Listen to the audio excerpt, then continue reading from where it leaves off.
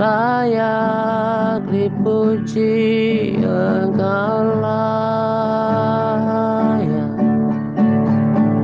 layak disembah, Engkau mulia, Engkau ajaib, Kau segalanya bagiku. Engkau layak dipuji, Engkau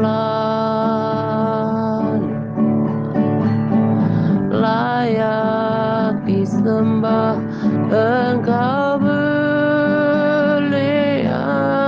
Engkau ajaib, Kau segalanya bagiku.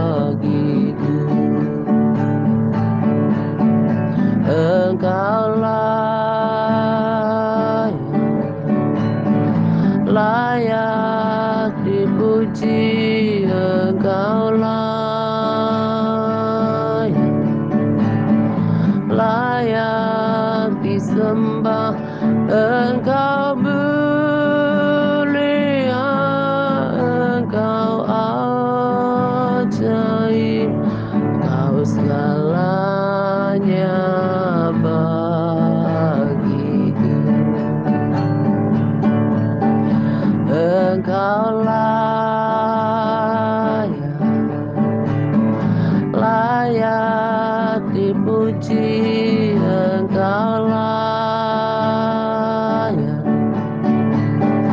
layak disembah, Engkau mulia, Engkau ajaib, Kau segalanya bagiku. Engkau layak dipuji, Engkau layak disembah, Engkau mulia, Engkau ajaib, Kau segalanya bagiku. Engkau layak dipuji, Engkau layak disembah, Engkau mulia, Engkau ajaib, Kau segalanya bagiku. Engkau mulia, Engkau ajaib, Kau segalanya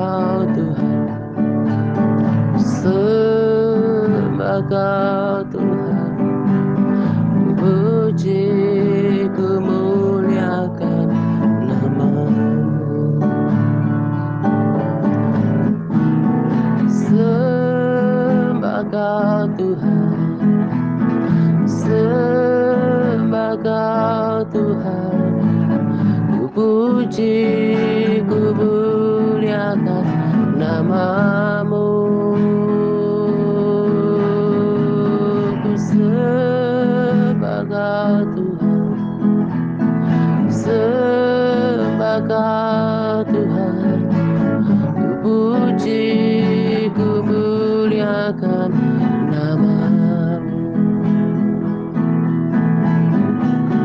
Sembah Kau Tuhan, sembah Kau Tuhan, ku puji, ku muliakan nama-Mu. Sembah Kau Tuhan, sembah Kau Tuhan, ku puji, ku muliakan nama-Mu.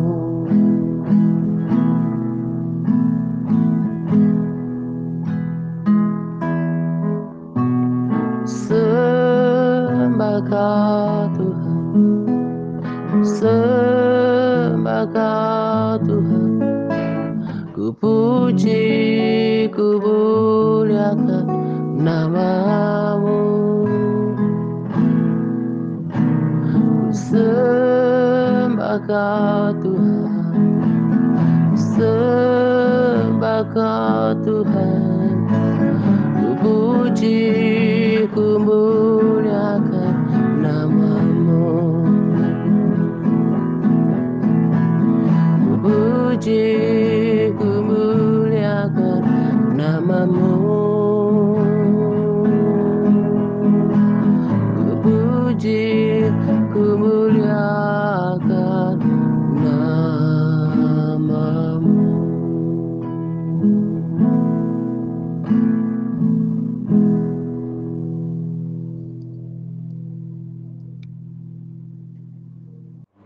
Shalom Pak Atta, Shalom Bu Alini, Bu Wanti, Bu Ruth, Bu Eni, Bu Alinang, Bu Edith, Bu Rini, dan semua sahabat terkasih dalam grup TRC ini.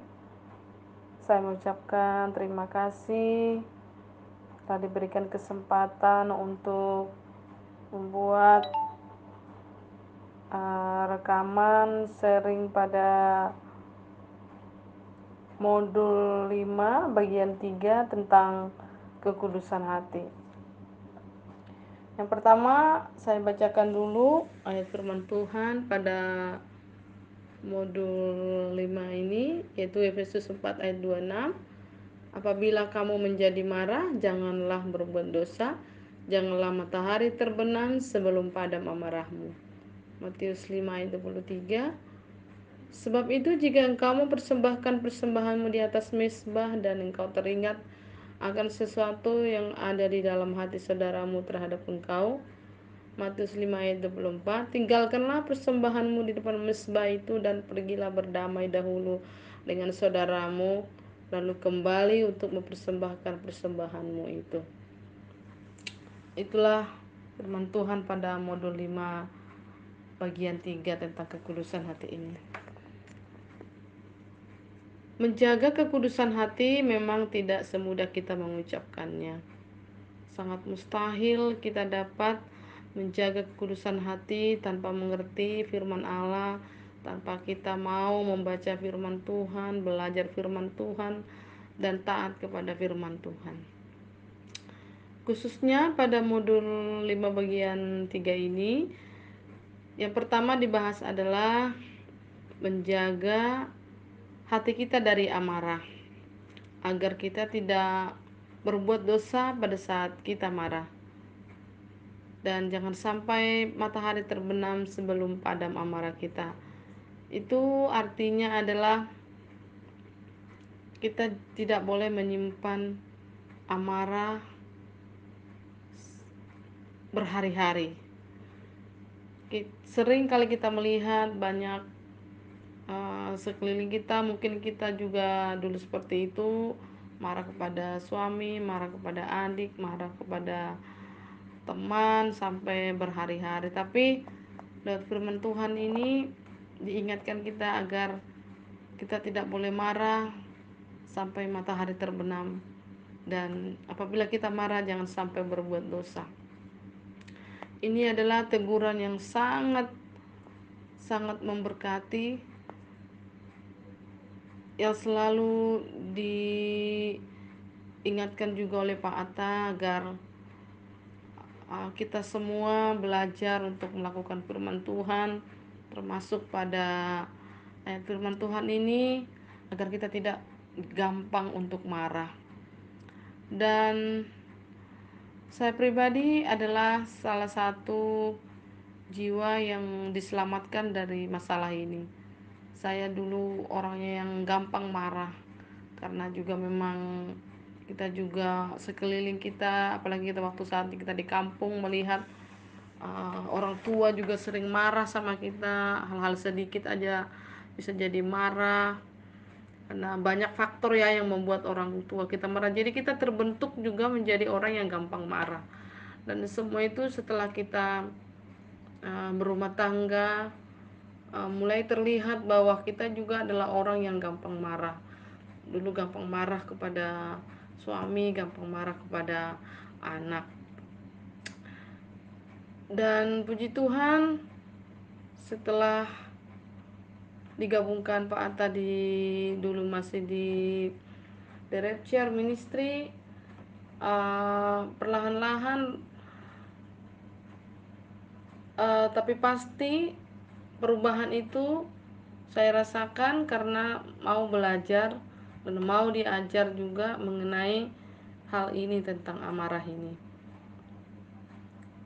Jadi saya mulai bisa menahan agar sedikit-sedikit tidak marah, mulai memiliki kesabaran menghadapi anak, menghadapi suami, menghadapi persoalan, menghadapi masalah yang mungkin terjadi dalam sekeliling kita, sekeliling kami. Dan puji Tuhan, bukan saya yang menilai diri saya sendiri bahwa sudah ada perubahan di dalam soal amarah ini, dan baik saudara, baik tetangga atau teman sendiri yang mengatakan bahwa saya sudah memiliki kesabaran. Dan itu saya sangat syukuri, lewat kuasa Roh Kudus saya, puji Tuhan, dimenangkan dari masalah ini, sudah bisa menghadapi setiap masalah, setiap persoalan dengan hati yang bisa bersabar, bisa lembut, walaupun mungkin ya dari khas kita sebagai orang Batak juga terkenal sebagai orang yang keras hati, gampang marah. Tapi puji Tuhan, ternyata kita bisa juga, tidak semua uh, orang Batak seperti itu, tapi memang harus di dalam Tuhan. Kalau di luar Tuhan mustahil dia mau berubah, mau senekat apapun dia berubah supaya tidak mau marah. Tapi kalau dia tidak sungguh-sungguh di dalam Tuhan, tidak mau belajar firman Tuhan, dia tidak akan mampu. Karena juga setan tidak akan membiarkan kita untuk mau bertobat dari setiap permasalahan kita. Tapi kalau kita bertekun dalam firman Tuhan, kita berdoa, kita minta tuntunan Roh Kudus, puji Tuhan, apapun yang kita minta, sekalipun kita bisa lepas dari amarah ini, Tuhan akan berikan pada kita kalau kita meminta itu. Puji Tuhan, saya sudah rasakan sendiri beberapa tahun ke depan ini,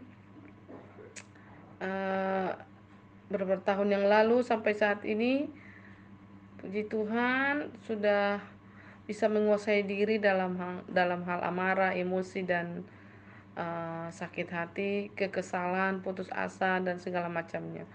Itu semua karena kuasa Roh Kudus. Terima kasih Tuhan Yesus, terima kasih Roh Kudus, terima kasih juga kepada Pak Atta sebagai pembimbing rohani, sebagai motivator kami di versi ini, yang selalu mengingatkan kami agar benar-benar mampu melakukan firman Tuhan. Dan yang kedua adalah agar kita mau berdamai dengan saudara kita. ini juga menjadi hal yang tidak mudah dalam hidup kekristenan kita kalau tidak sungguh-sungguh di dalam Tuhan. Banyak kita yang orang Kristen khususnya yang datang ke gereja setiap minggu atau berdoa setiap hari tapi tidak bisa berdamai dengan saudaranya.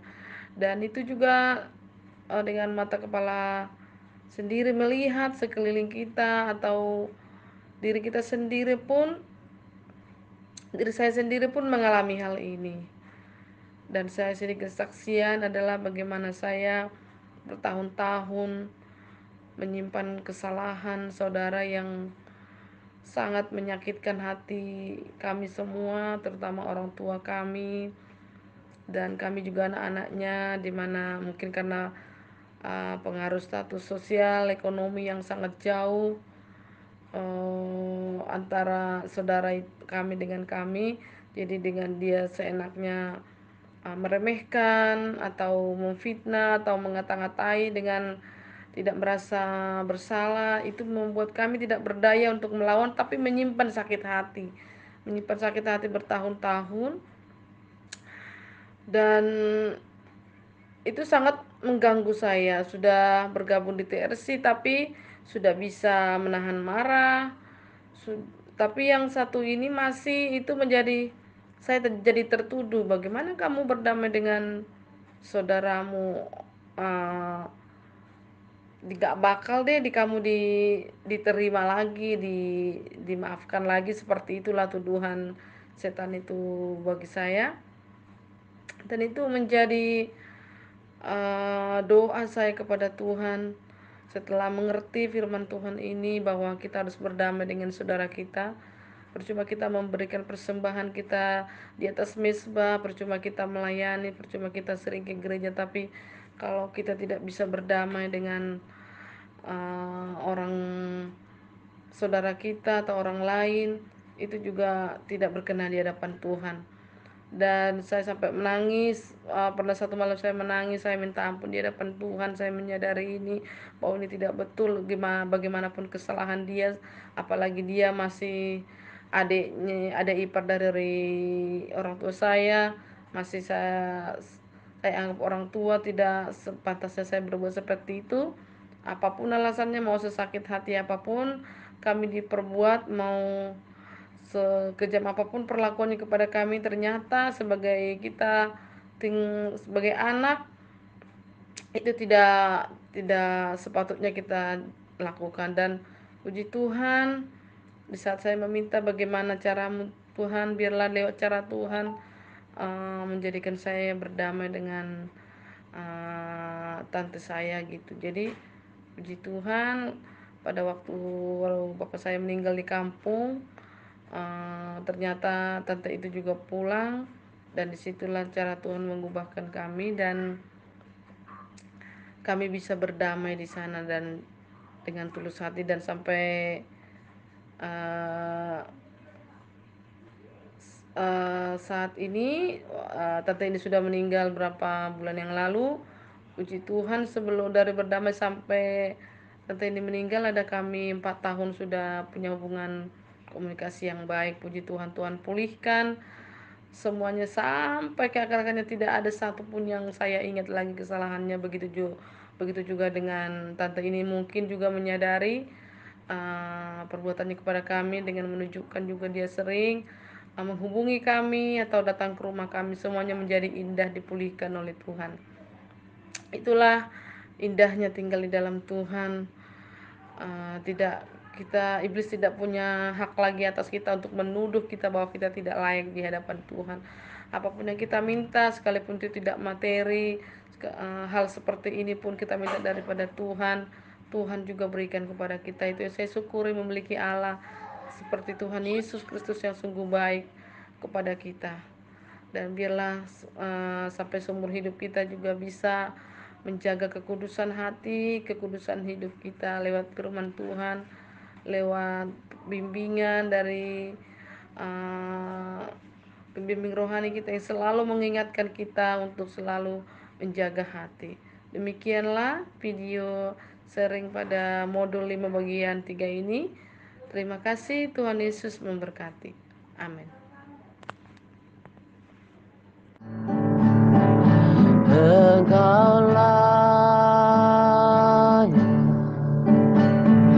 layak dipuji, Engkaulah layak disembah, Engkau mulia, Engkau ajaib, Kau segalanya bagiku.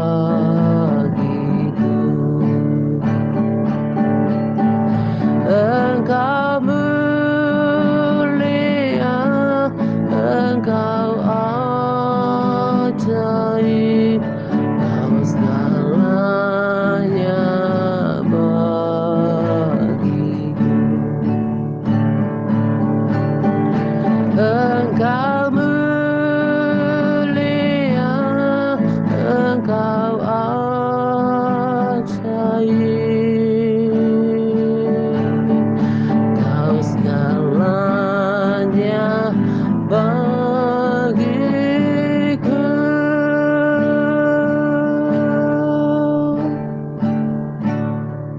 Praise the Lord Jesus.